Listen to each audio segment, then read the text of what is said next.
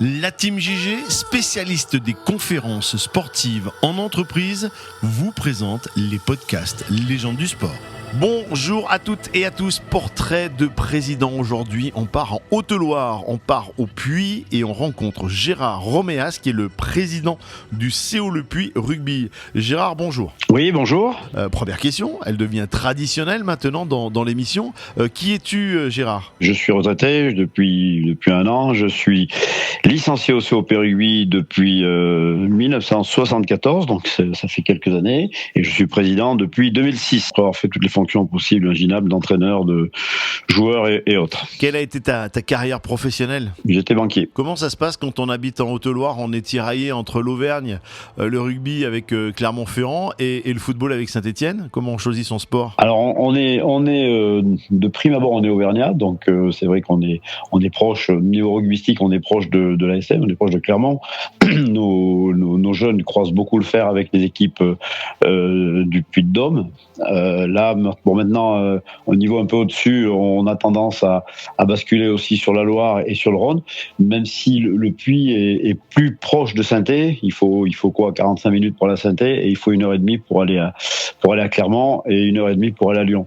Donc, géographiquement, on aurait tendance peut-être à pouvoir aller plus rapidement sur Saint-Étienne, mais on reste malgré tout, on a la fibre auvergnate quand même en Haute-Loire, même si on est paraît-il l'équipe, on est la ville qui est proche du Languedoc. Hein, on a toujours été rattaché, même par le passé, on a été rattaché sur des poules du Languedoc vers Montpellier, etc.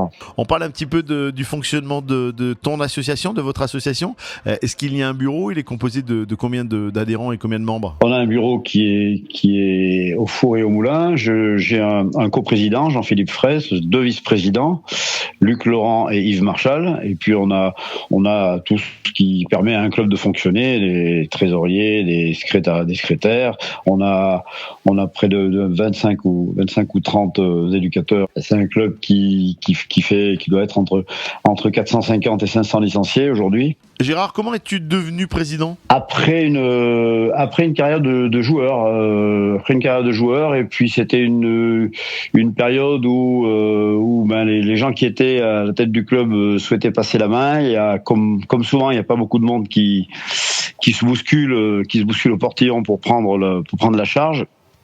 Donc on a pris ça à l'époque avec Jean-Paul Bringer et Luc Laurent.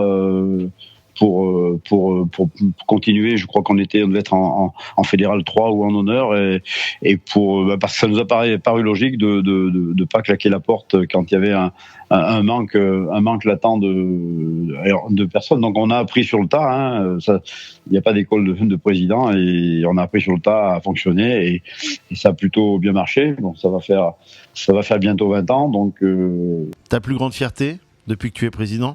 Ma plus grande fierté, c'est d'avoir réussi à sortir quelques bons joueurs, comme les Malzieux, comme les Chanal, comme et puis de pouvoir accompagner ce club et de le voir évoluer. Quand on a pris l'école du rugby, on avait 70, 80 gamins. Là, on en a 200 cette année.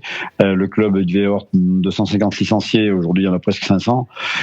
C'est le poids qu'a pris le club au niveau de la ville du Puy. On l'a vu pour les phases finales où au stade de Lafayette il y avait 3500 personnes, que la ville est capable de se parer de rouge et noir et de suivre et a bien compris que on fait avec nos moyens, on essaie d'apporter des choses complémentaires pour tirer l'équipe vers le haut, c'est-à-dire des joueurs qui ont un peu plus de vécu et sans qui on n'aurait sûrement pas réussi la montée. Mais pure fierté, c'est d'avoir pu maintenir ce club comme il est et de l'avoir fait évoluer. Pour terminer, quel est le nom du stade ? Stade Lafayette. Gérard, merci beaucoup. Merci pour cet entretien. On t'a découvert un tout petit peu plus. Voilà, on a découvert un tout petit peu plus également ton bureau et ton club. Merci à toutes et à tous. Merci de nous suivre et de partager les publications de Légendes du sport. Et on se dit à très vite pour une prochaine interview.